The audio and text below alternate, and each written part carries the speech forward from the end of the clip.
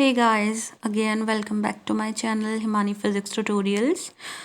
Guys class 12 की हम unit कर रहे थे एटम्स एंड न्यूक्लियाई और यहाँ पर मैं आपको प्रॉपर नोट्स भी प्रोवाइड करा रही हूँ। अगर आप मेरी वीडियो पर नए हैं तो आप इससे पहले वाली वीडियोस देखिए, इसके 3-4 पार्ट्स मैंने ऑलरेडी डाल चुकी हूँ मैं अपने चैनल पे, आप प्लेलिस्ट पर विजिट कर सकते हैं। And if you are new to my channel then बिना सब्सक्राइब किए प्लीज़ मत जाइएगा, ताकि मैं मोटिवेटेड रहूँ और आप लोग के लिए मैं ऐसे ही न्यू वीडियोस लेकर आऊँ आपके डिमांडिंग टॉपिक्स पर। This is one of the demanding topic, क्योंकि ये एक ऐसा चैप्टर है जिसमें बच्चों को थोड़ा बहुत कन्फ्यूजन रहता है, but literally is very very simple subject physics जो है। और इसका ये जो टॉपिक एटम्स एंड न्यूक्लिया, ये हमारी न्यूक्लियर फिज़िक्स के अंदर आता है या ओके। तो नेक्स्ट जो हमने इससे पहले वीडियो पढ़ी थी वो हमारी थी, मैं आपको थोड़ा सा उसकी समरी दे देती हूँ। इससे पहली वीडियो पे हमने पढ़ा था expression for wave number of spectral series of hydrogen atom. उसका हमने फॉर्मूला फाइंड आउट किया था वेव नंबर का। दैन उसके बाद उस वेव नंबर के फॉर्मूले से हमने डिफरेंट सीरीज़ पढ़ी थी हाइड्रोजन एटम की, जो कि थी पहली हमारी लाइमन सीरीज़, दूसरी थी हमारी बामर सीरीज़ जो कि विजिबल रीजन में फॉल करती है, और जो लाइमन सीरीज़ होती है वो अल्ट्रावायलेट रीजन में फॉल करती है। दैन उसके बाद हमने पढ़ा था पास्चन सीरीज़ जो कि हमारी इंफ्रारेड रीजन को बिलोंग करती है। देन हमने पढ़ी थी ब्रैकेट जो कि अगेन इंफ्रारेड रीजन पे फॉल करती है। और फिर उसके बाद हमने पढ़ी थी फंड सीरीज़ जो कि हमारी फिर से इंफ्रारेड रीजन पे फॉल करती है। सो बेसिकली जो मेन हमारी विजिबल होती है वो हमारी होती है ब्रैकेट सीरीज़। ठीक है, आज का जो हमारा टॉपिक है वो है हमारा energy level diagram. So energy level diagram किसका पढ़ना है हमें?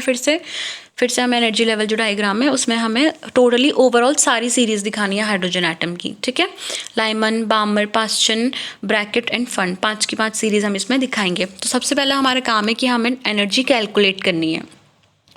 तो एनर्जी लेवल डायग्राम हमारा वो डायग्राम होता है जो हमारा डिफरेंट एनर्जी लेवल्स को क्या करता है, शो करता है हाइड्रोजन एटम के। ठीक है, तो the diagram which represents the energy of different energy levels in hydrogen atom is called energy level diagram.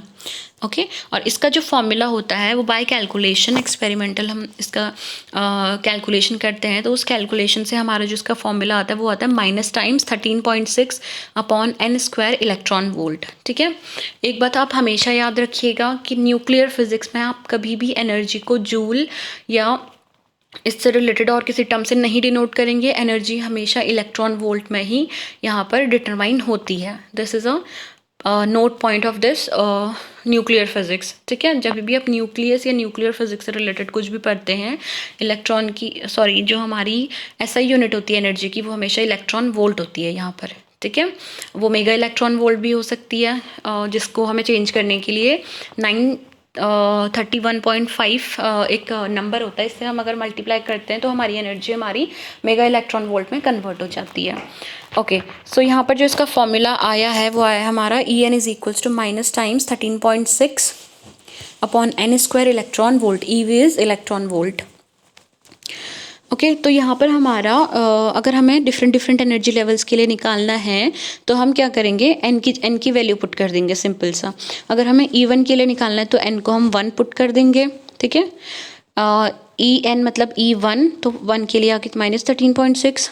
अगर हमें सेकेंड एनर्जी लेवल की एनर्जी निकालनी है तो उसके लिए हम क्या करेंगे, n = 2 पुट करेंगे। तो यहाँ से E2 हमारा आ गया -3.4 इलेक्ट्रॉन वोल्ट। इसी तरीके से n3 निकल जाएगा और इसी तरीके से हमारा n4 निकल जाएगा, दैट इज़ E4 निकल जाएगा। सॉरी, हाँ, तो हम अब इसका एनर्जी लेवल डायग्राम देखते हैं। यह है इसका एनर्जी लेवल डायग्राम आपकी स्क्रीन पर। देखिए, सबसे नीचे आप देख सकते हैं ये हमारी है सबसे पहली जो थी एनर्जी लेवल N1, जिसकी एनर्जी है -13.6 इलेक्ट्रॉन वोल्ट। देन उसके बाद दूसरी एनर्जी लेवल है जिसकी वैल्यू है -3.4 इलेक्ट्रॉन वोल्ट। देन उसके बाद है हमारी -1.51 इलेक्ट्रॉन वोल्ट, ये एनर्जी लेवल 3 है। फिर ऐसी है एनर्जी लेवल 4 -0.05 इलेक्ट्रॉन वोल्ट। अब यहाँ पर देख सकते हैं गैप, एनर्जी लेवल के बीच में गैप। देखिए, इन दोनों एनर्जी लेवल्स के बीच में बहुत ज़्यादा गैप है, उनकी वैल्यूज़ में बहुत ज़्यादा डिफरेंस है। बट जैसे जैसे आप देखेंगे ग्रेजुअली हमारा क्या होगा, जो एनर्जी लेवल्स है उनमें गैप कम होता रहेगा। ठीक है। देखिए यहाँ पर हमारा 1.51 है, फिर इन दोनों के बीच में कितना कम डिफरेंस है, 0.05 इलेक्ट्रॉन वोल्ट का है, फिर इनके बीच में और कम, फिर इनके बीच में और कम, देन उसके बाद बहुत ही कम गैप इनमें होता है। तो पहली जो सीरीज़ है, जब हमारा यहाँ पर हमने शो कर रखा है 1 2 3 4 5 6 7 8 एनर्जी लेवल्स हमने शो करी है। यहाँ पे हम इन्फाइनाइट कितनी भी दिखा सकते हैं, बट यहाँ पर हम अपनी कॉपी में रिप्रेजेंट नहीं कर सकते इतना ज़्यादा। तो हम क्या करेंगे, जब मान लीजिए हमारा किसी भी हायर एनर्जी लेवल से, ठीक है, किसी भी हायर एनर्जी लेवल से अगर हमारा एनर्जी लेवल 1 पे हमारी क्या हो रही है, इलेक्ट्रॉन जंप कर रहा है, तो वो सीरीज़ कौन सी होती है, लाइमन सीरीज़ कहलाती है। ठीक है, लाइमन सीरीज़। अगर किसी भी हायर एनर्जी लेवल से, तो 3 से 4 से 5 से 6 से किसी भी हायर एनर्जी लेवल से अगर एनर्जी लेवल 2 पे हमारा इलेक्ट्रॉन जंप कर रहा है, ठीक है, तो वो हमारी बामर सीरीज़ होती है, और यही हमारी क्या होती है, विजिबल। इतना ही रीजन जो होगा, ये जितना होगा ये हमारा विजिबल रीजन कहलाएगा। ठीक है, क्योंकि ये हम सीरीज़ को हम देख सकते हैं विजिबल रीजन पे फॉल करती है। और इसी तरीके से अगर किसी भी हायर एनर्जी स्टेट से हमारी एनर्जी स्टेट 3 पर अगर इलेक्ट्रॉन जंप कर रहा है, तो वो हमारा क्या होगा, पास्चन सीरीज़ होगी। इसी तरीके से जो हमारा हायर एनर्जी लेवल से अगर एनर्जी लेवल 4 पे इलेक्ट्रॉन जंप कर रहा है, तो वो ब्रैकेट सीरीज़ होंगी। और किसी भी हायर एनर्जी लेवल से एनर्जी लेवल 5 पे अगर इलेक्ट्रॉन जंप कर रहा है, तो वो हमारी फंड सीरीज़ होंगी। तो यही है सिंपल सा हमारा एनर्जी लेवल डायग्राम, किसके लिए, हाइड्रोजन एटम के लिए। जो हमने इससे पहले पढ़ी थी सीरीज़, जितनी भी पढ़ी थी, लाइमन, बामर, पास्चन सीरीज़ पढ़ी थी हमने, तो उनकी ओवरऑल समरी हमारी यही एनर्जी लेवल डायग्राम है। और सिंपल सा फॉर्मूला ये है एनर्जी लेवल्स निकालने का, ये फॉर्मूला याद कर लीजिएगा। बाकी आपको वैल्यूज़ याद करने की ज़रूरत नहीं है, आप एट अ टाइम कैलकुलेट कर सकते हैं।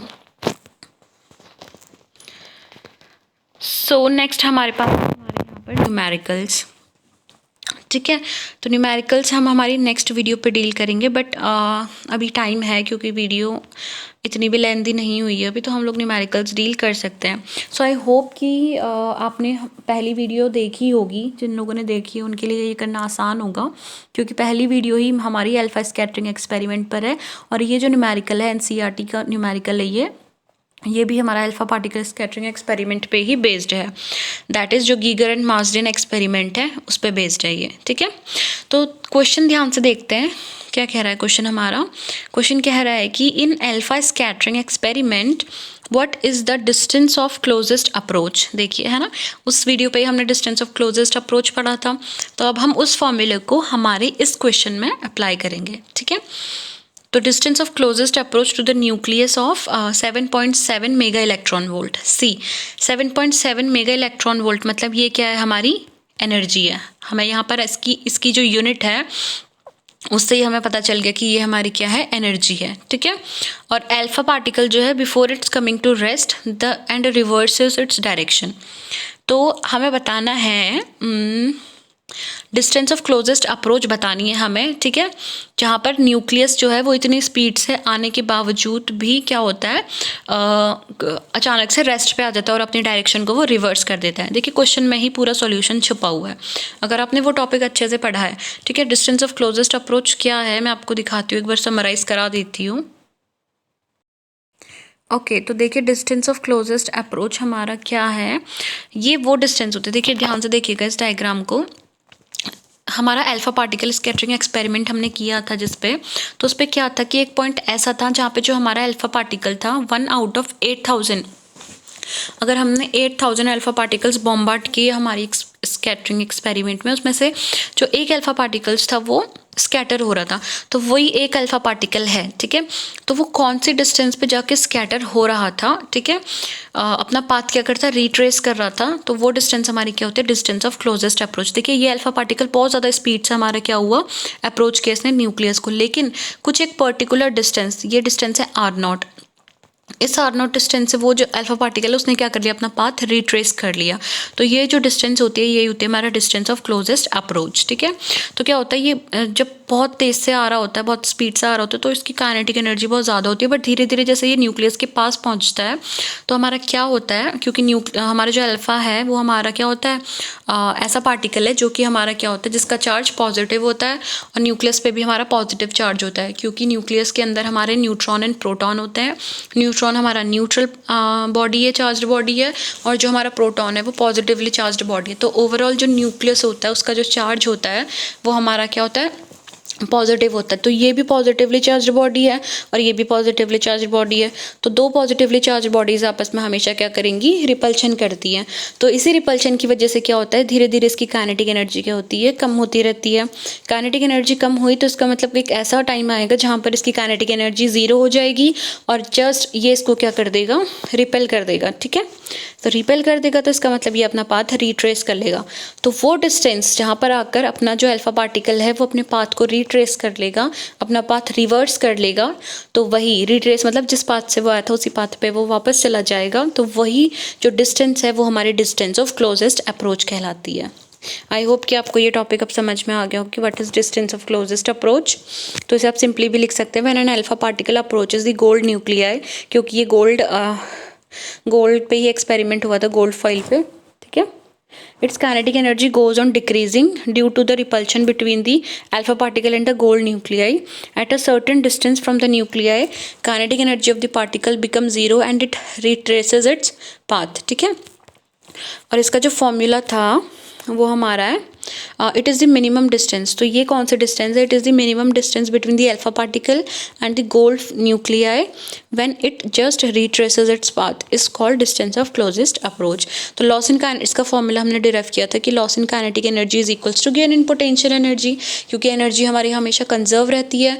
अगर उसकी काइनेटिक एनर्जी कम हो रही है तो कहीं ना कहीं उसकी पोटेंशियल एनर्जी बढ़ रही है। ठीक है, तो इसलिए काइनेटिक एनर्जी होगी और पोटेंशियल एनर्जी का जो फॉर्मूला है वो हमारा इलेक्ट्रोस्टैटिक्स से आया है। इलेक्ट्रोस्टैटिक्स में आपने पहले यूनिट में पढ़ा होगा पोटेंशियल एनर्जी ऑफ क्या होता है, हमारे जो भी चार्ज होते हैं उनकी पोटेंशियल एनर्जी हम फाइंड आउट करते हैं। यहाँ पर दो चार्जेस किसके हैं, एक अल्फा पार्टिकल का है, अल्फा पार्टिकल का चार्ज होता है 2e और एक हमारा क्या है, न्यूक्लियाई का है, न्यूक्लियाई का चार्ज कितना होता है Z/E। तो हमारा क्या होता है फॉर्मूला पोटेंशियल एनर्जी का 1/4πε0 Q1 × Q2/R। ठीक है, R होता है, ये बात याद रखिएगा। और यहाँ पर जो साइन है वो मैटर करता है, बट यहाँ पर दोनों ही हमारे पॉजिटिवली चार्ज्ड बॉडी हैं, इसीलिए हमारा क्या हो गया 1/4πε0। Q1 का चार्ज है 2e और Q2 का चार्ज है ZE/R0। R0 क्या है, डिस्टेंस ऑफ क्लोजेस्ट अप्रोच। ठीक है, क्योंकि वो पोटेंशियल एनर्जी का फॉर्मूला हमारा इन दोनों के बीच में लग रहा है और दोनों पॉजिटिव है और इन दोनों के बीच की डिस्टेंस कितनी है, R0। तो यहाँ से हमारा फॉर्मूला आया R0 is equals to 1/4πε0 2ZE² kinetic energy, क्योंकि हमें distance of closest approach find out करनी है। सो जो हम क्वेश्चन कर रहे हैं उसमें हमें ये काइनेटिक एनर्जी दे रखी है और बाकी चीज़ें हमें पता है, तो हमारी आसानी से हम इसे फाइंड कर सकते हैं। Now we are again back to our question. तो क्वेश्चन देखिए अब आसानी से हम कर सकते हैं इसे। यहाँ पे उसने बोला नहीं कि काइनेटिक एनर्जी, बट हमें पता है कि इसकी जो यूनिट है मेगा इलेक्ट्रॉन वोल्ट है, तो इसका मतलब क्या हो गया, वो हमारा इलेक्ट्रॉन वोल्ट हो गया। ठीक है, तो ये एनर्जी है।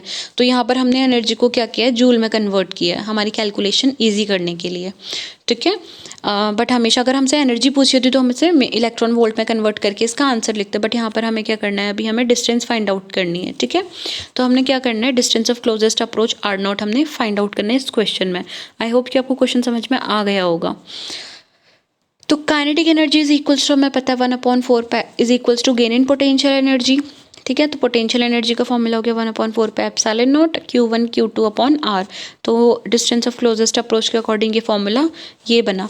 अब हमें क्या करना है, R0 निकालना है। तो हमने क्या किया, इन दोनों को मल्टीप्लाई किया 2ZE² काइनेटिक एनर्जी, सारी वैल्यूज़ हमने पुट कर दी हैं। जो K होता है दैट इज़ 1/4πε0, उसकी वैल्यू होती है 9 × 10⁹।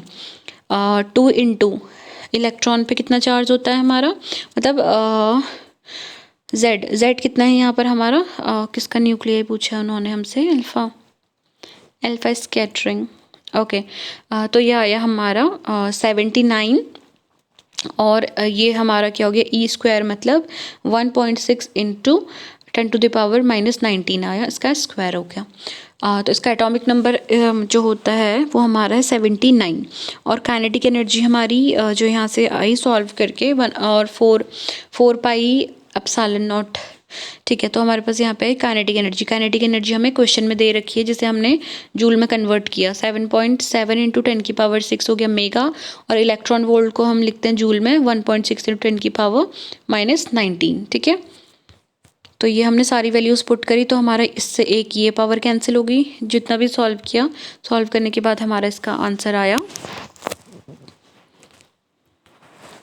ठीक है। हमारा इसका आंसर आया 295.48 इंटू 10 की पावर 16। एक पॉइंट हमने शिफ्ट किया क्योंकि हमें पता है कि जो हमारा ये होता है रेडियस होती है, इसे हम फर्मी मीटर में लिखते हैं, ठीक है। फर्मी में लिखता हूँ, फर्मी की यूनिट होती है 10⁻⁻15 मीटर। तो अप्रॉक्सीमेटली हमारा जो आंसर आया वो है 13 फर्मी, ठीक है। 13 फर्मी मीटर इसकी रेडियस आ गई, that is distance of closest approach आ गई हमारे ये वाले क्वेश्चन का आंसर हमारा इतना आ गया। सो नेक्स्ट हम न्यूमेरिकल्स डील करेंगे हमारी नेक्स्ट वीडियो में। अगर आप चाहते हैं कि आप मुझसे ऐसी अच्छी अच्छी चीज़ें सीखें, इजीली कैलकुलेशन करना सीखें, इजीली न्यूमेरिकल्स को डील करना सीखें, तो मेरे चैनल पर आप विज़िट करते रहिए। आपको रोज़ इस टॉपिक को मैं कंप्लीट कराऊंगी, इस यूनिट को मैं कंप्लीट कराऊंगी। मैं रेडियो एक्टिविटी वाला टॉपिक भी इसमें करवाऊंगी, हाफ लाइफ भी मैं इसमें पढ़ाने वाली हूँ। सो अगर आप लास्ट तक मेरी वीडियो पर आ गए हैं तो thank you and visit again to my channel. Bye bye.